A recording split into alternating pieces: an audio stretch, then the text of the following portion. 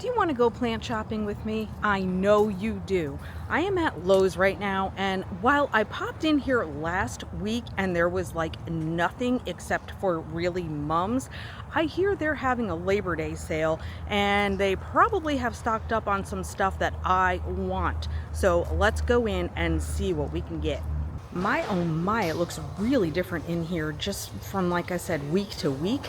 These tables are all full of things again, so maybe we're gonna find some good stuff.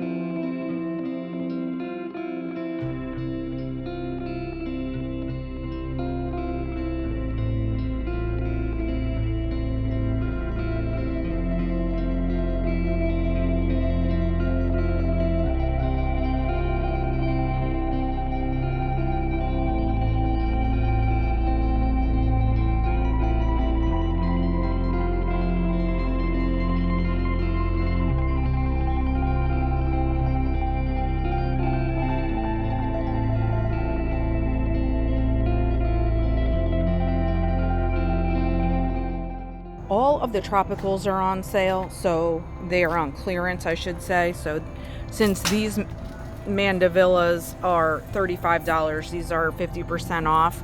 But I think I have plenty of that stuff, and I don't really want to overwinter even more in the greenhouse. And these guys are not going to last outside. But hibiscus, every kind of tropical is on clearance.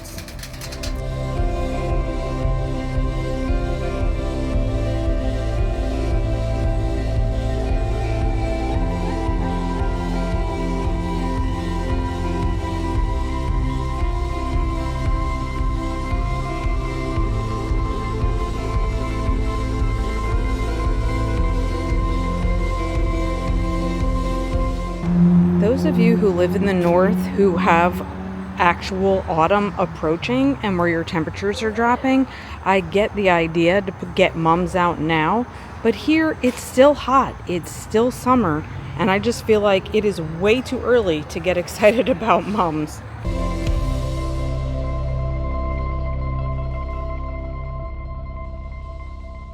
Let me show you what all I've gotten so far before we get into planting anything up. First of all, my first awesome find, the best find, was from Salvation Army. Oh my gosh, you have to see this piece behind me.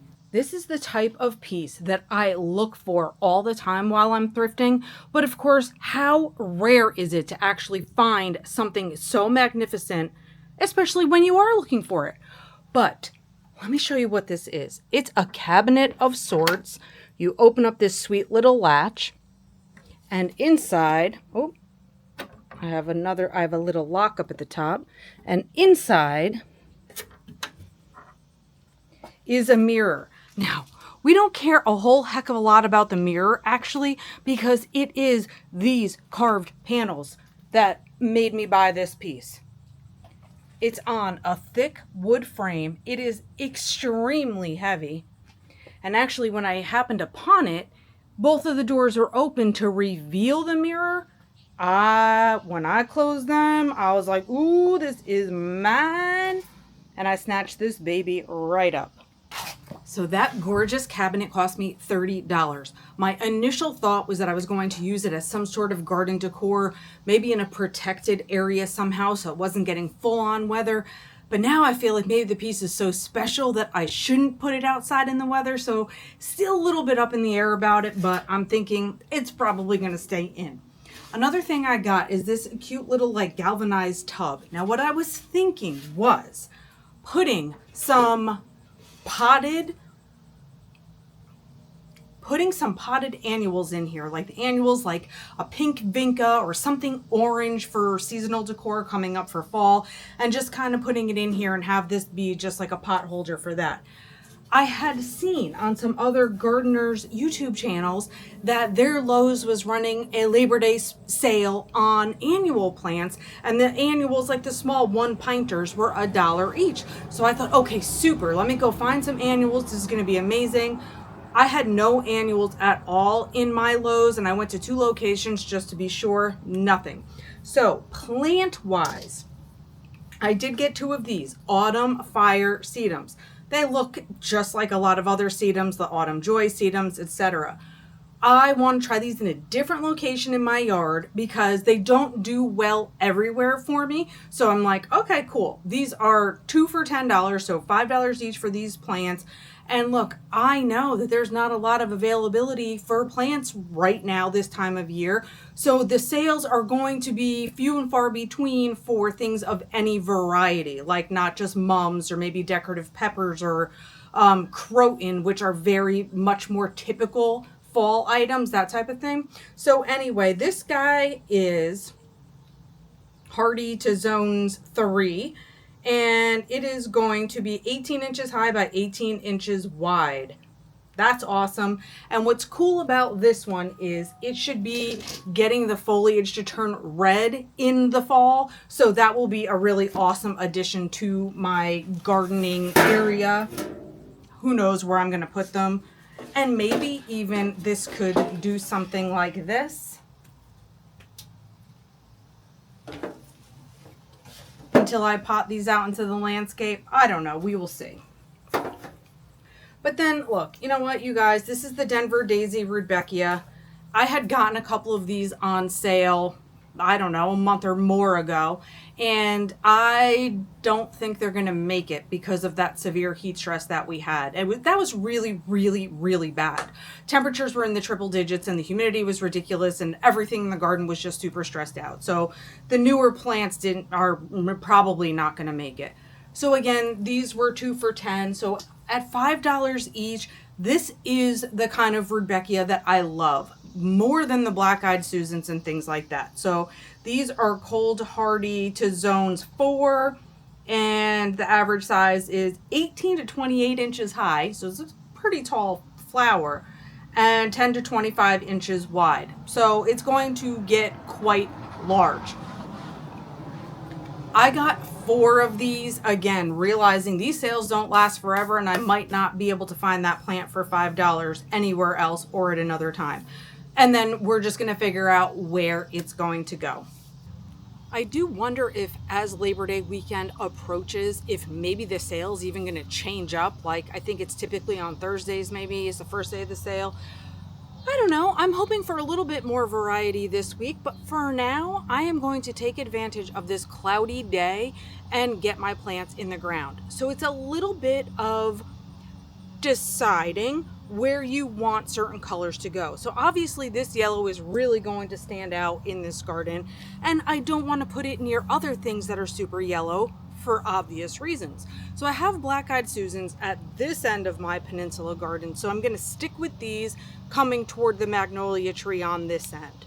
And then, just seeing where the magnolia tree is now in relation to this flower bed, I'm going to put the other 2 here in the middle next to the ones that I don't believe are going to make it.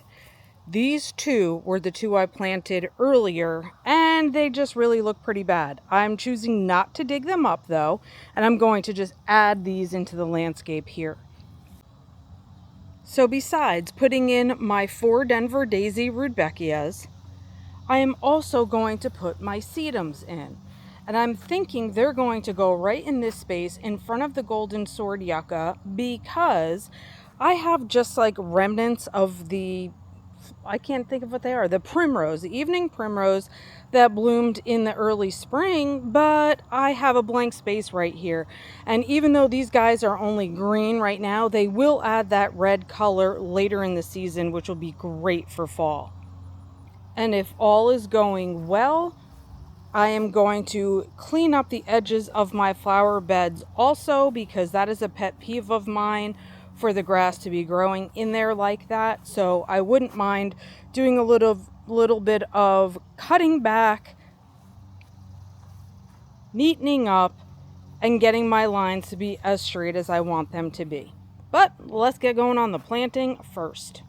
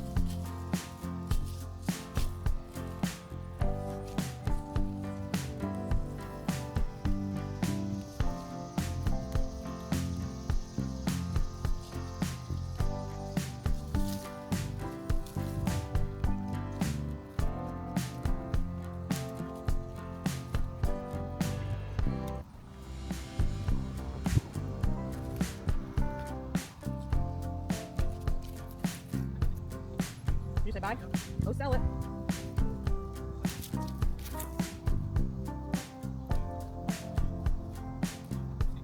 Don't step over there. Don't go over there.